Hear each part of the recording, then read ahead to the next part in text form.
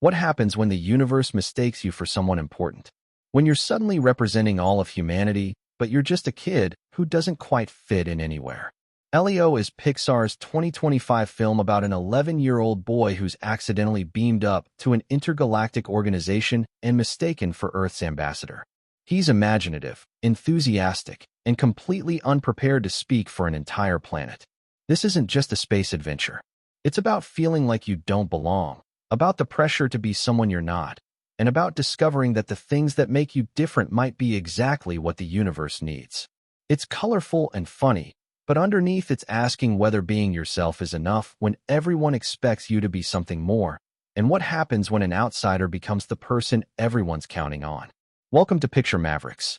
Today we're exploring what makes Elio a story about belonging and authenticity, how it handles feeling like you don't fit in, and why this tale about a kid in space resonates with anyone who's ever felt out of place. Let's begin.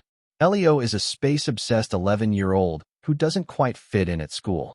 He's imaginative and enthusiastic about things other kids don't care about. He struggles socially, preferring his elaborate space fantasies to navigating real relationships. His mother works for a space communication program, trying to make contact with extraterrestrial life. Elio spends time at her workplace, surrounded by technology and possibility, dreaming about the adventures he's sure are waiting out there. Then it happens. Aliens actually make contact. But through a misunderstanding, they beam up Elio instead of an actual Earth ambassador. When he arrives at the intergalactic organization where species from across the universe gather, everyone assumes he represents humanity. Elio is overwhelmed, but also thrilled. This is the adventure he's always dreamed about. But he quickly realizes he's in over his head. The aliens expect speeches, diplomacy, and official positions. Elio is just a kid who knows a lot about space, but nothing about representing an entire planet. He meets various alien species, each with their own agendas and expectations. Some are friendly. Others are suspicious of Earth and humanity. Elio must navigate complex politics while maintaining the fiction that he's supposed to be there. As the story unfolds, Earth faces a real crisis that requires the intergalactic community's help. Elio, still pretending to be the ambassador, has to advocate for his planet. His outsider perspective and unique way of seeing things might actually offer solutions that traditional diplomacy wouldn't. He must decide whether to admit the truth about who he is and risk losing Earth's chance for help, or continue the charade and hope his unconventional approach actually works. Elio explores imposter syndrome and feeling like you don't belong. Elio feels like an outsider on Earth. He doesn't connect with peers. His interests make him weird. He retreats into imagination because reality is uncomfortable. When he gets to space, he's literally an imposter, representing humanity without any authority to do so. This mirrors how many people feel, especially young people who don't fit conventional molds. The sense that everyone else got a manual for how to be normal and you missed it. That you're faking your way through situations everyone else handles naturally. That eventually someone will realize you don't belong. The film asks whether being different is a weakness or a strength. Elio's unconventional thinking, his enthusiasm, his unique perspective, these are the things that make him feel like an outsider on Earth. But in the intergalactic context, these same qualities might be exactly what's needed. This speaks to neurodivergence and anyone who experiences the world differently. The traits that make fitting in difficult can also be strengths in the right context. The challenge is finding environments that value what makes you different rather than punishing you for it. Elio's relationship with his mother adds emotional depth. She's focused on her work, on making contact, on the big picture. She loves Elio but struggles to connect with him on his level. There's distance between them despite love, a gap many families recognize. His journey to space might represent his attempt to enter her world, to be important in a way she values, to bridge that gap through achievement. But the real connection will come from acceptance rather than accomplishment. The alien species represent different ways of being and thinking. Some are logical, some emotional, some aggressive, some peaceful. The diversity shows that there's no single right way to exist. Each species contributes differently, and that variety makes the community stronger. The climax likely involves Elio's imposter status being revealed. When the truth comes out that he's not actually Earth's ambassador, just a kid who was accidentally beamed up, Elio faces rejection and embarrassment. The aliens feel deceived. Earth's actual authorities are furious. Elio's worst fear, that he doesn't belong and everyone will realize it, comes true. But the relationships he's built and the perspective he's offered don't become invalid just because he wasn't officially authorized. The aliens who became friends with him still value that friendship. The solutions he suggested still have merit. His worth wasn't dependent on his title. This teaches that belonging isn't about credentials or official status. It's about genuine connection and contribution. Elio made a difference not because he was supposed to be there, but because of who he actually is. His authentic self had value even when he thought he needed to be someone else. The resolution likely shows Elio helping solve the crisis through his unique perspective. The unconventional thinking that made him an outsider becomes the key to success. What he saw as weaknesses were actually strengths waiting for the right context. He returns to Earth changed, understanding that fitting in matters less than being genuine. That the people and places where you can be yourself are where you actually belong. That trying to be what others expect prevents them from seeing what you actually offer.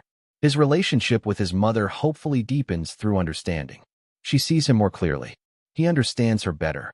They find connection not through one conforming to the other, but through accepting their differences. The animation brings the intergalactic setting to life with creativity and color. The alien species need distinct designs that show personality and culture. The spacecraft and planets should feel both fantastic and believable. The visual creativity helps younger viewers stay engaged while giving older viewers details to appreciate. Elio's character design likely shows his youth and enthusiasm. His expressions convey both wonder and anxiety.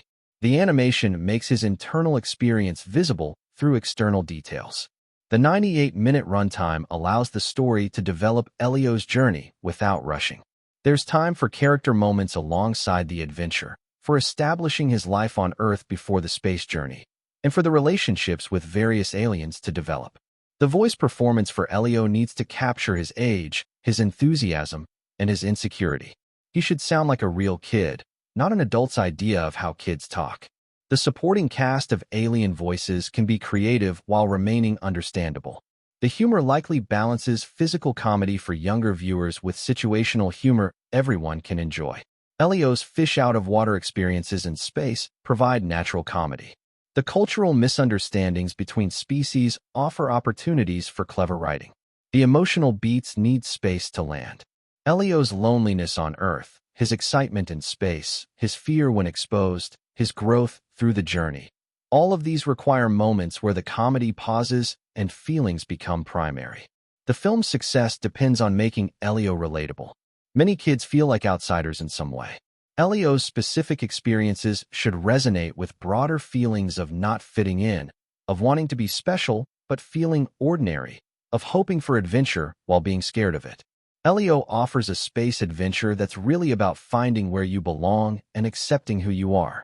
The story of a kid accidentally becoming humanity's representative creates immediate stakes and humor. But underneath, it's exploring universal experiences of feeling like an imposter, of not fitting in, of wondering whether you're enough. For young viewers, Elio provides an exciting adventure with colorful aliens and space travel. The accessible story and humor keep them engaged while planting seeds about accepting yourself and valuing what makes you different. For older viewers, especially those who felt like outsiders growing up, Elio's journey resonates on a deeper level. The imposter syndrome, the gap between who you are and who you think you should be, the discovery that your differences have value. These themes speak to real emotional experiences. Parents watching with children might recognize their own kids in Elio, especially if those kids don't fit conventional molds. The film offers a framework for talking about neurodivergence, social struggles, and finding your people without heavy-handed messaging. The 98-minute runtime keeps the pacing appropriate for family audiences. It's long enough to develop substance, but not so long that younger viewers lose attention. The balance between adventure and emotion should maintain engagement throughout. What makes Elio potentially special is combining Pixar's visual creativity with themes about authenticity and belonging. The space setting allows for imaginative world building, while the emotional core grounds the fantasy in relatable feelings. The film's message about being yourself, even when it's uncomfortable, speaks to current conversations about authenticity and mental health. Younger generations are increasingly rejecting the idea that everyone should conform to narrow definitions of normal. Elio's celebration of difference aligns with those values. The intergalactic setting provides a perfect metaphor for feeling alien in your own environment. Elio is literally in a place where he's different from everyone else, making external what many people feel internally. The visual representation of not belonging helps audiences see their own experiences reflected. His journey likely involves learning that the adventure he imagined wasn't exactly what he needed, but what he found was better. That real connection beats fantasy adventure. That being genuinely seen and valued feels better than being impressive but unknown. What Elio ultimately offers is permission to be yourself, even when yourself doesn't match expectations. That the universe is big enough for all kinds of beings, all ways of thinking, all types of contributions. That you don't need to be what others expect to have value and belong. The image of a kid who feels small on Earth becoming important to an entire galaxy captures the film's reversal. The things that made Elio feel insignificant at school, his imagination and unique perspective, become exactly what's needed in a bigger context. Elio reminds us that fitting in and belonging are different things. Fitting in requires conforming to existing norms. Belonging means finding places and people who value you as you are. The first requires changing yourself. The second requires finding the right context. For anyone who's felt like they don't quite fit, who's wondered if their differences are flaws, who's pretended to be something they're not to gain acceptance, Elio offers a different story. One where being authentically yourself, even when it's messy and unconventional, is exactly enough. This has been Picture Mavericks. Thank you for watching, and I'll see you in the next one.